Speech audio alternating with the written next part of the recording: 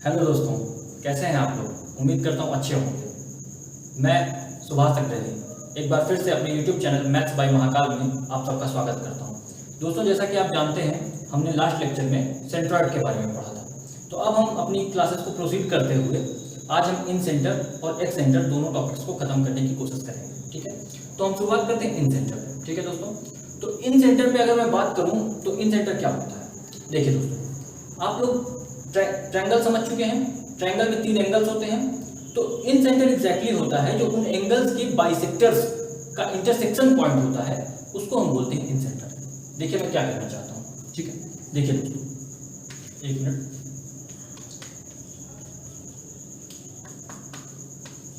इन centre, ठीक है, देखिए एक ट्रायंगल है। ठीक है, ये एक ट्रायंगल है, ये इसके एंगल्स हैं। ठीक है, ये इस एंगल का बाइसेक्टर, ये इस एंगल का बाइसेक्टर और ये इस एंगल का बाइसेक्टर। ये तीनों एंगल्स के बाइसेक्टर, मतलब बाइसेक्टर का मतलब इन तीनों ये जो एंगल्स को दो इक्वल पार्ट्स में डिवाइड कर रहे हैं। बाइसेक्टर का मतलब ये एंगल्स को दो इक्वल पार्ट्स में डिवाइड कर रहे हैं। तो ये एंगल बाइसेक्टर्स जिस पॉइंट पे म्यूचुअली कट करते हैं, इंटरसेक्ट करते हैं, उसको बोलते हैं इन सेंटर, यानी आई। उसको हम क्या बोलते हैं दोस्तों? इन सेंटर बोलते हैं, आई। ठीक है, तो ये बात आपको समझ में आई। ठीक है, अब समझते हैं कि इन सेंटर में और क्या कॉन्सेप्ट्स हैं। इन सेंटर क्या होता है वो तो आप समझ चुके हैं। इन सेंटर में कॉन्सेप्ट्स क्या हैं देखिए। अगर मैं इसको नाम दे दूं A B C D E F, ठीक है।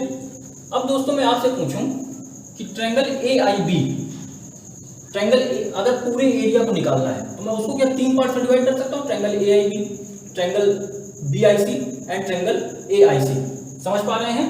Triangle A I B, triangle B I C and triangle A I C, इन 3 पार्ट्स में मैं डिवाइड कर सकता हूं। ठीक है, अब देखिए दोस्तों, इन सेंटर का रोल क्या होता है, सबसे बड़ी चीज। ठीक है, इन सेंटर का रोल ये होता है कि ये एक ऐसा सेंटर होता है जिससे हर डिस्टेंस, यानी हर साइड इक्वल डिस्टेंस पे होती है।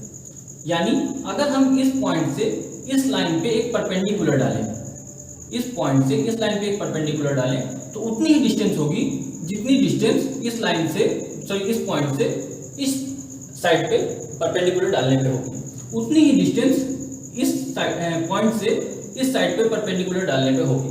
अब दोस्तों डिस्टेंस एग्जैक्टली होती क्या है? तो ये डिस्टेंस इसलिए इक्वल होती है क्योंकि ये एक सर्कल को फॉर्म कर रही होती है। किस तरह से?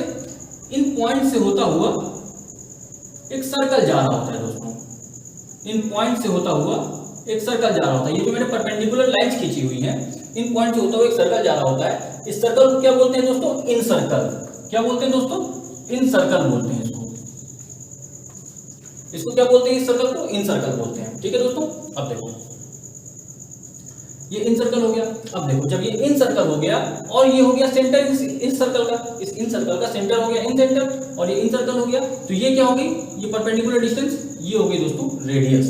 ये हो गई रेडियस। अब अगर मैं इस पूरे ट्रायंगल एबीसी का मुझे एरिया निकालना है और मैं कहूं कि मैं इन तीनों ट्रायंगल्स, ये एक ये ट्रायंगल, एक ये ट्रायंगल और एक ये ट्रायंगल, इनका एरिया ऐड कर दूं तो दोस्तों इस पूरे ट्रायंगल का एरिया निकल आएगा। ठीक है, देखते हैं। अगर मैं इस पूरे ट्रायंगल के एरिया को डेल्टा से रिप्रेजेंट करूं, this is sine of delta. अगर मैं इसको डेल्टा से रिप्रेजेंट करूं एरिया को, पूरे ट्रायंगल के एरिया को, तो क्या होगा?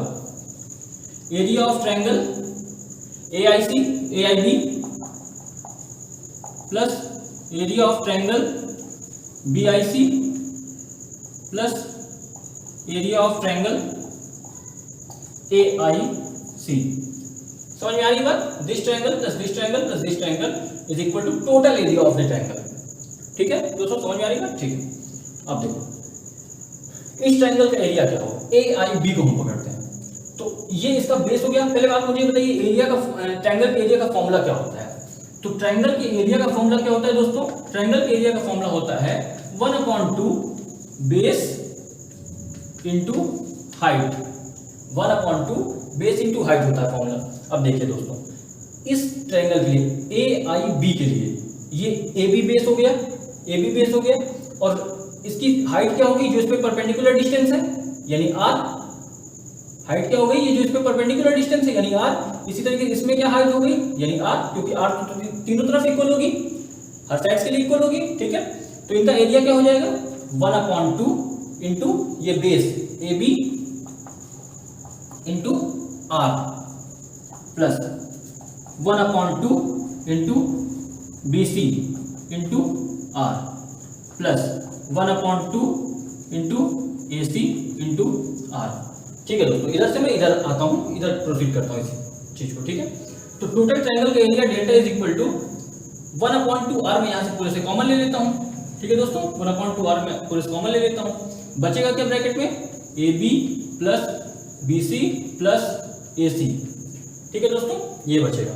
अब देखिए A B plus B C plus C A, ये 3 साइड्स हो गए, यानी ये क्या है एग्जैक्टली, ये दिया हुआ है पेरीमीटर। ये क्या दिया हुआ है, पेरीमीटर। ठीक है, इसको मैं लिख सकता हूं आर इंटू पेरीमीटर अपॉन 2, ये मैं लिख सकता हूं।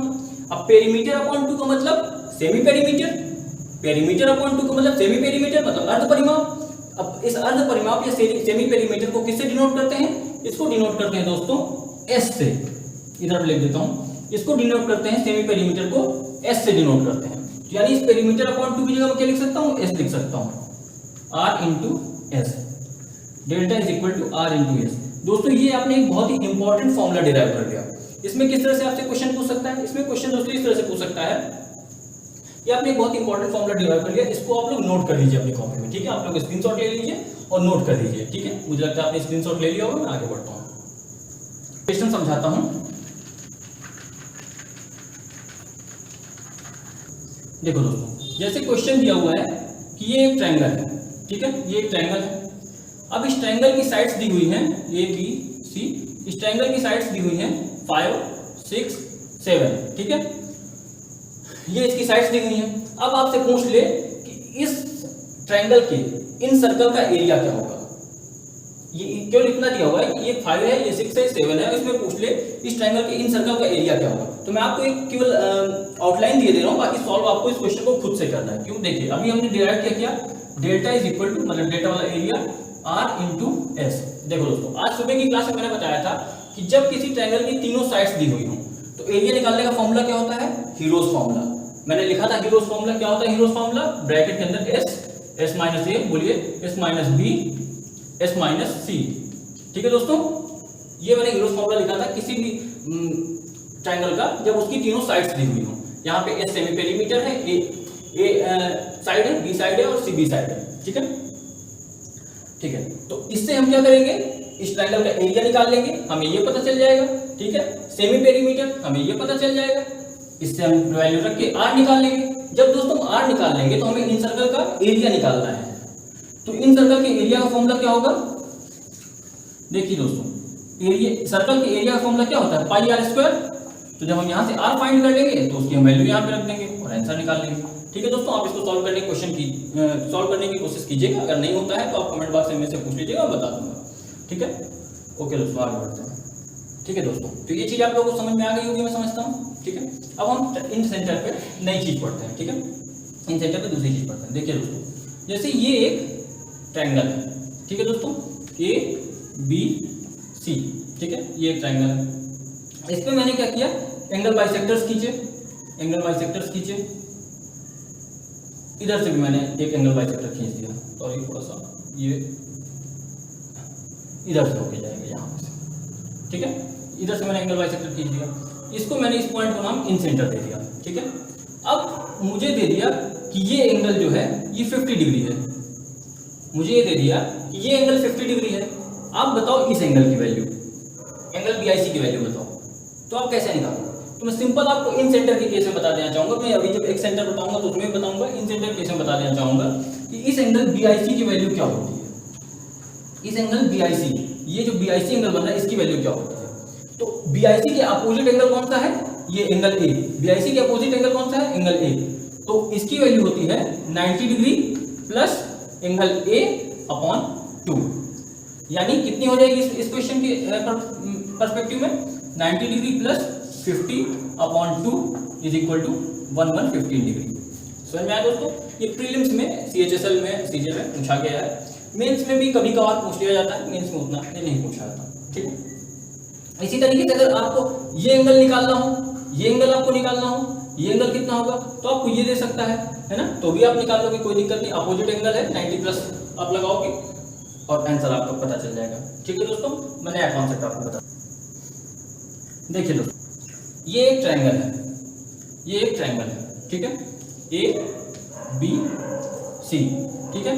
अब क्वेश्चन कभी कभी क्या होता है कि आपको ट्रायंगल की तीनों साइड्स दे देगा, आपको ट्रायंगल की तीनों साइड्स दे देगा और बोलेगा कि इसका जो एंगल बाइसेक्टर है, एक एंगल बाइसेक्टर सामने वाली साइड को कट करता है, एक एंगल बाइसेक्टर है जो सामने वाली साइड को कट करता है। तो उसमें आपसे पूछ लेगा कि सामने वाली साइड के जो सेक्शंस बनेंगे उनकी लेंथ क्या होगी, उन सेक्शंस की लेंथ क्या होगी, ठीक है। तो देखिए, जैसे ये मैंने एक एंगल बाइसेक्टर खींचा, एंगल बाइसेक्टर का मतलब ये दो इक्वल पार्ट्स में इसको डिवाइड करेगा, ठीक है। अब सपोज है कि AD एक एंगल बाइसेक्टर है यहाँ पे, ठीक है। तो अब मैं पूछ लूं कि BD रेशियो DC क्या होगा, इस क्वेश्चन में क्या मैं पूछ सकता हूं, BD ratio DC, BD upon DC या BD रेशियो DC की वैल्यू क्या होगी। देखिए BD इधर तरफ है दोस्तों, आपको ध्यान देना है, आपको रटना नहीं है, आपको समझना है, ठीक है। BD इधर तरफ है, तो BD के करस्पॉन्डेंस क्या है, AB, ठीक है, और DC की करस्पॉन्डेंस क्या है, AC, ठीक है। तो BD अपॉन DC क्या हो जाएगा, AB अपॉन AC। समझ में आया दोस्तों। देखिए मैंने कहा एक ट्रायंगल है, उसमें कोई एक एंगल बाइसेक्टर खींचा गया है, वो इस सामने वाली साइड को किसी रेशियो में डिवाइड करता है, suppose that x ratio y में डिवाइड करता है। तो ये जो इसकी करस्पॉन्डेंस साइड होंगी, जैसे x की करस्पॉन्डेंस साइड ये, y की करस्पॉन्डेंस साइड ये, तो ये भी उसी रेशियो में होंगी। समझ रहे दोस्तों, x अपॉन y, ये भी उसी रेशियो में होंगी। ठीक है दोस्तों, ये बात आपको समझ में आ रही है। ठीक है, एक क्वेश्चन पूछा कैसे जाता है, सपोज दैट आपको दे दिया कि ये वाली 20 सेंटीमीटर है, ये वाली दे दिया 20 सेंटीमीटर है, और ये वाली दे दिया 16 सेंटीमीटर है, ये वाली दे दिया 20 सेंटीमीटर है, ये वाली दे दिया 16 सेंटीमीटर है। तो दोस्तों आपसे पूछ लेगा वो कि BD रेशियो DC क्या होगा, तो सिंपली आप बता सकते हो 5:4, या फिर आपको उसने ये किया कि इसको दे दिया 18 सेंटीमीटर, अब पूछ लिया DC की वैल्यू क्या होगी। तो देखिए अगर आपको DC की वैल्यू निकालना है तो आप कैसे निकालेंगे, बात समझिएगा। देखिए BD ratio DC is equal to क्या होगा, AB अपॉन AC। जब हम AB अपॉन AC करेंगे तो क्या होगा, 20 upon 16 is equal to 5 upon 4, ठीक है, 5 अपॉन 4 आ जाएगा ये। ठीक है दोस्तों, BD upon DC is equal to 5 upon 4 आ जाएगा।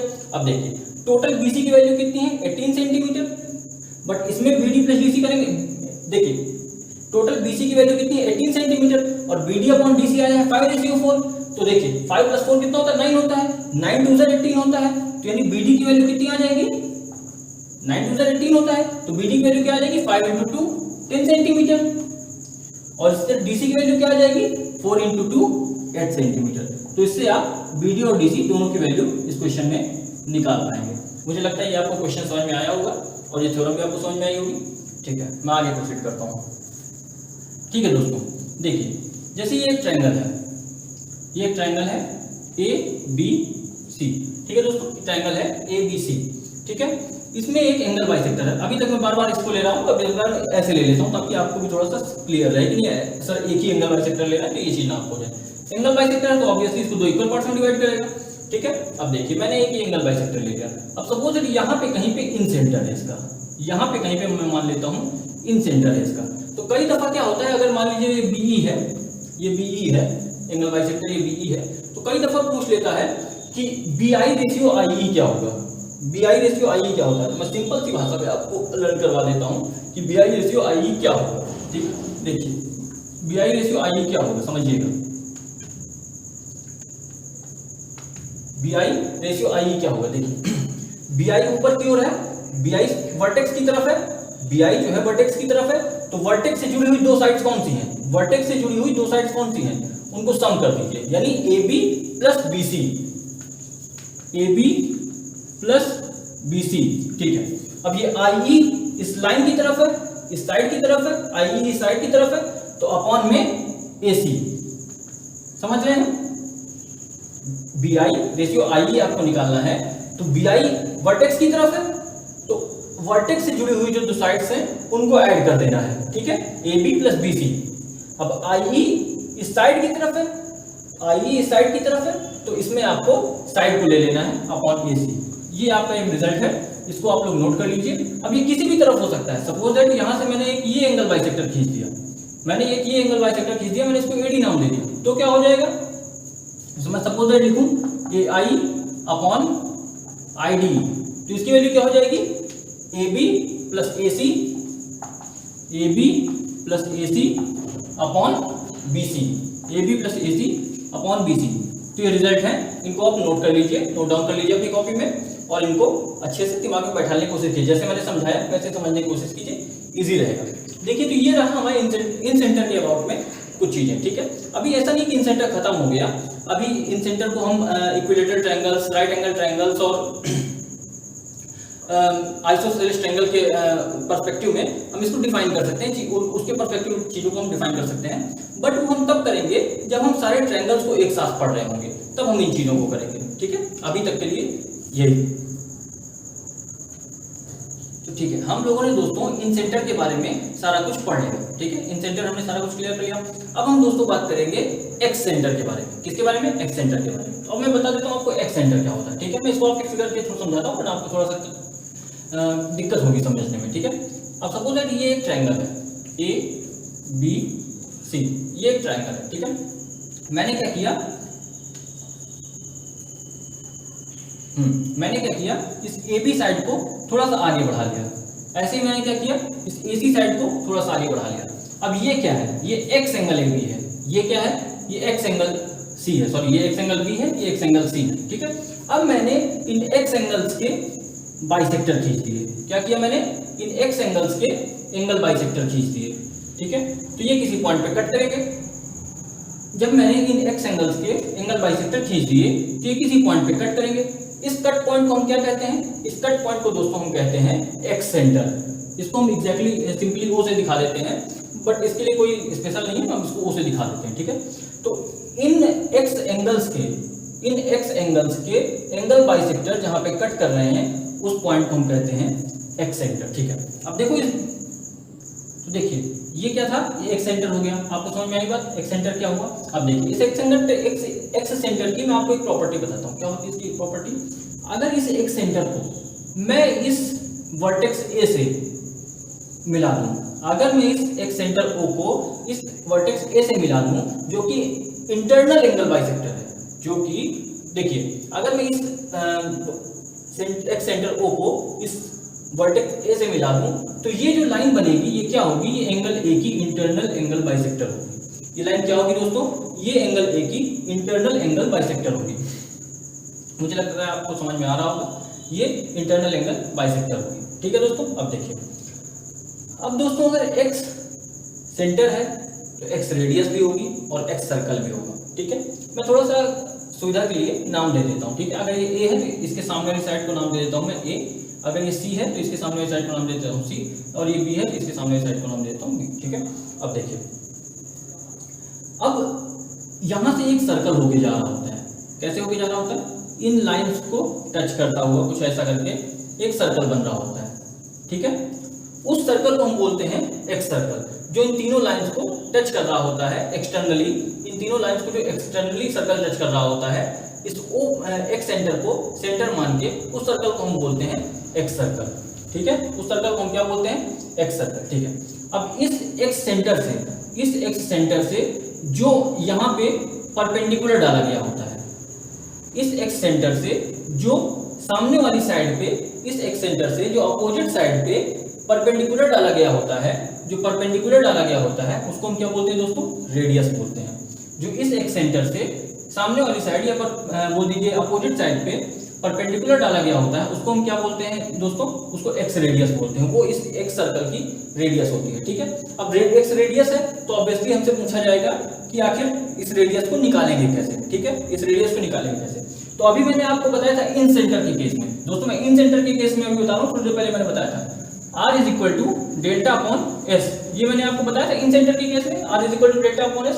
अब मैं वैसे ही इसमें आपको बताया जा रहा हूँ, थोड़ा सा अंतर है। ये इन सेंटर के लिए है दोस्तों, ध्यान दीजिएगा, इन सेंटर के लिए है। एक्स के लिए क्या होती है, एक्स सेंटर के लिए रेडियस क्या होती है, देखिए इस ट्रायंगल, ये ट्रायंगल है, इसकी तीनों साइड दी हुई हैं, तो इस ट्रायंगल का एरिया, ठीक है, डेल्टा, डेल्टा क्या है, एरिया, ठीक है, अपॉन इस ट्रायंगल का सेमी पेरीमीटर यानी एस, माइनस, अब देखिए इस एक्स सेंटर की जो अपोजिट साइड होती है, इस एक्स सेंटर के अपोजिट साइड क्या है, ये ए है, इस एक्स सेंटर के अपोजिट साइड क्या है, ये ए है, ठीक है। तो इस एक्स सेंटर के अपोजिट साइड क्या है, ए है, डेल्टा अपॉन एस माइनस ए। अगर सपोज दैट मैं यहाँ पे एक सेंटर बना रहा होता तो एस माइनस बी में लिखता, अगर यहाँ पे बना रहा होता तो एस माइनस सी लिखता मैं यहाँ पे, ठीक है। तो आपको पता चल गया एक्स रेडियस क्या होगी, इस एक्स रेडियस क्या होगी, R is equal to delta upon S minus A, ठीक है दोस्तों, क्लियर है चीजें, ठीक है। इसको भी आप नोट डाउन कर लीजिए दोस्तों, ये आप पहले नोट डाउन कर चुके हैं, इसको भी नोट डाउन कर लीजिए, मुझे लगता है आपको ये चीजें क्लियर हुई होंगी, ठीक है। अब हम आगे देखते हैं। देखिए दोस्तों ये आपको पता चल गया, ठीक है।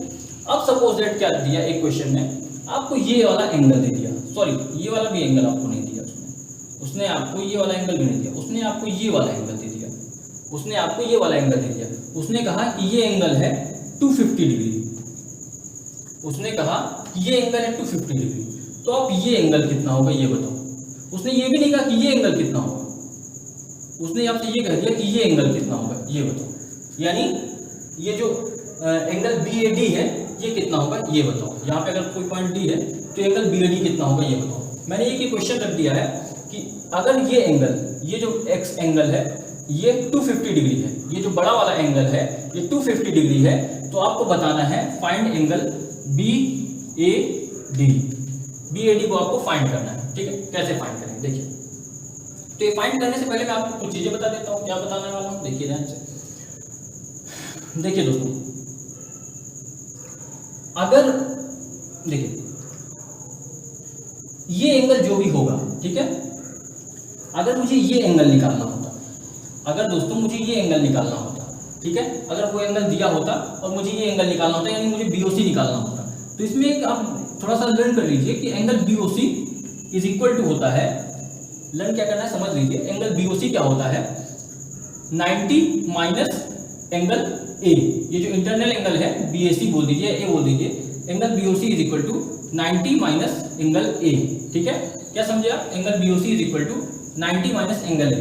तो आप इस प्रॉपर्टी को यूज करके आप इस क्वेश्चन को सॉल्व करेंगे, ठीक है, angle BOC is equal to 90 minus A की प्रॉपर्टी को यूज करके आप इस क्वेश्चन को सॉल्व करेंगे, ठीक है, ध्यान दीजिएगा।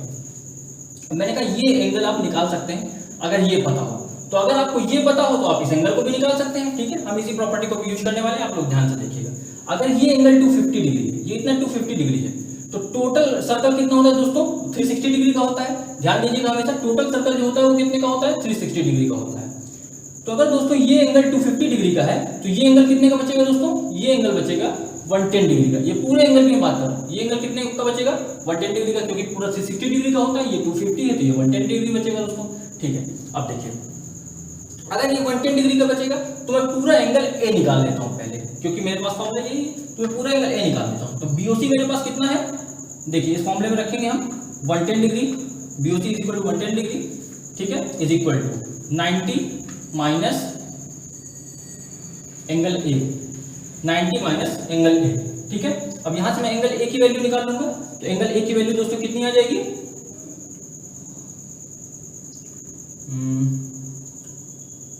थोड़ा सा डिजिट लेने में दोस्तों हम लोगों से गलती हुई, थोड़ा सा डिजिट लेने में, इसको हमको थोड़ा सा इस एंगल को हम ले लेते हैं, ऐसा करते हैं, इस एंगल को हम लोग ले लेते हैं 290 डिग्री, इस एंगल को दोस्तों हम लोग ले लेते हैं 290 डिग्री, तब सही हो जाएगा। अगर ये 290 डिग्री हो गया दोस्तों तो ये हो जाएगा 70 डिग्री, अगर ये 70 डिग्री हो गया तो यहाँ पे फिर हम 70 डिग्री लिख देंगे, तो ये एंगल A की वैल्यू आ जाएगी 20 डिग्री। तो दोस्तों ये पूरा एंगल कितना आ गया, ये पूरा एंगल आ गया 20 डिग्री। अब देखो मैंने बताया कि इस एक्स सेंटर को इंटरनल एंगल A से मिलाने वाली लाइन जो होती है वो इस इंटरनल एंगल की बाइसेक्टर होती है। मैंने बताया कि एक्स सेंटर को इंटरनल एंगल से मिलाने वाली लाइन इस इंटरनल एंगल की बाइसेक्टर होती है। बाइसेक्टर का मतलब दो इक्वल पार्ट में इसको डिवाइड करेंगे। अब अगर ये टोटल 20 डिग्री है तो दोस्तों ये कितना हो जाएगा, ऑब्वियसली 10 डिग्री हो जाएगा। और आपने इस क्वेश्चन को इजीली सॉल्व कर दिया है। थोड़ा सा डिजिट प्रॉब्लम हो गई थी क्योंकि मैंने भी खुद से क्वेश्चन अभी फॉर्मेट किया तो उसमें थोड़ा सा प्रॉब्लम हो जाता है। ठीक है दोस्तों, देखिए हमने एक्स सेंटर भी देख लिया, हमने इन सेंटर भी देख लिया। ठीक है दोस्तों, हमने एक्स सेंटर भी देख लिया, इन सेंटर देख लिया। अब हम एक्स रेडियस और इन रेडियस के बीच में रिलेशन देख लेते हैं दोस्तों। ठीक है, एक्स रेडियस और इन रेडियस के बीच में रिलेशन मैं लिख देता हूं, relation between in radius and x radius. ठीक है, हम इनके बीच में रिलेशन दोस्तों देख लेते हैं। अब देखिए, मैंने जब अभी आपको इन रेडियस बताया तो मैंने क्या बोला, r is equal to delta मतलब एरिया अपॉन s मतलब सेमी पेरीमीटर। क्लियर है आप लोग को? अब मैं x रेडियस को r e से डिनोट कर देता हूँ, x रेडियस को r e से डिनोट कर देता हूँ। तो r e का मैंने क्या बताया, डेल्टा अपॉन s माइनस जो साइड उसके अपोजिट हो। तो मान लेता हूँ मैं a साइड उसके अपोजिट है, ठीक है, तो s माइनस a। अगर b साइड अपोजिट हो तो s माइनस b, कोई भी साइड अपोजिट हो सकती है, वो क्वेश्चन के ऊपर डिपेंड करता है, तो उसको आप s माइनस कर देंगे। ठीक है, तो अब मुझे इनके बीच में रिलेशन निकालना है। तो r अपॉन, इसको मैं इक्वेशन फर्स्ट मान लेता हूँ, इसको मैं इक्वेशन सेकंड मान लेता हूँ।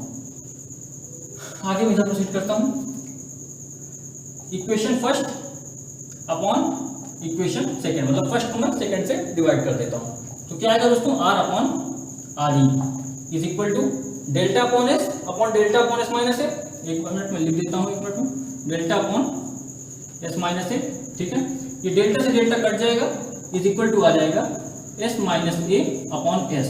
ठीक है, r upon r e, r upon r e is equal to, देखिए दोस्तों, s से s कटेगा, 1 माइनस a के अपॉन में आ जाएगा s, तो 1 माइनस a अपॉन s। ठीक है, तो ये एक फिगर हो गया r अपॉन r e का, दोनों x रेडियस और इन रेडियस के बीच में रिलेशन का। In radius upon x radius is equal to 1 minus जिस भी साइड के अपोजिट x सर्कल बना हो वो साइड अपॉन ट्रायंगल का सेमी पेरीमीटर। ये किसी एक ही ट्रायंगल के लिए हो सकता है दोस्तों, दो अलग अलग ट्रायंगल्स के लिए नहीं हो सकता है। किसी एक ही ट्रायंगल्स के लिए, किसी एक ही ट्रायंगल के लिए इन रेडियस और x रेडियस का रिलेशन है। ठीक है दोस्तों, मुझे लगता है ये चीज आपको समझ में आई होगी। अब देखिए, ऐसा नहीं है कि x सर्कल या इन सर्कल खत्म हो गया अब, लेकिन बाकी जो इनमें चीजें बची हैं वो ट्रायंगल स्पेसिफिक है। वो इक्विलेटरल ट्रायंगल, वो आइसोसेलेस ट्रायंगल, वो राइट एंगल ट्रायंगल से रिलेटेड हो सकती हैं। वो चीजें मैं आपको एक वीडियो में कंपाइल करके आपको इक्विलेटरल ट्रायंगल और अदर ट्रायंगल्स के बारे में आपको कंपाइल करके दे दूंगा, तो आपके पास कंपाइल रहेंगे। ओके दोस्तों, मुझे लगता है कि आपको वीडियो आज का बहुत अच्छा लगा होगा। Okay, thank you. अगर लाइक करें, सब्सक्राइब करें, शेयर करें और कमेंट भी करें। ठीक।